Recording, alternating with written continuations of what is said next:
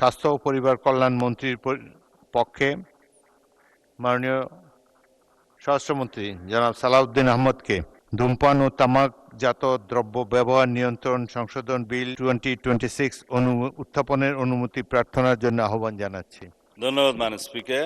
আমি সালাউদ্দিন আহমেদ, মন্ত্রী স্বরাষ্ট্র মন্ত্রণালয়, মাননীয় স্বাস্থ্য ও পরিবার কল্যাণ মন্ত্রীর পক্ষে ধূমপান ও তামাকজাত দ্রব্য ব্যবহার নিয়ন্ত্রণ আইন 2005 অধিকতর সংশোধন কল্পে আনিত একটি বিল ধূমপান ও তামাকজাত দ্রব্য ব্যবহার নিয়ন্ত্রণ সংশোধন বিল 2026 এই মহান সংসদে উত্থাপনের জন্য অনুমতি প্রার্থনা করছি।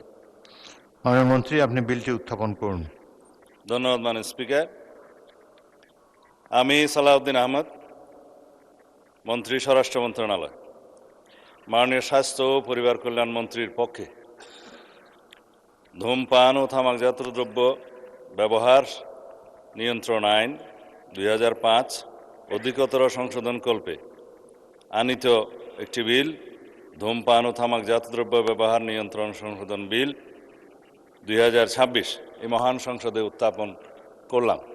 ধন্যবাদ স্পিকার।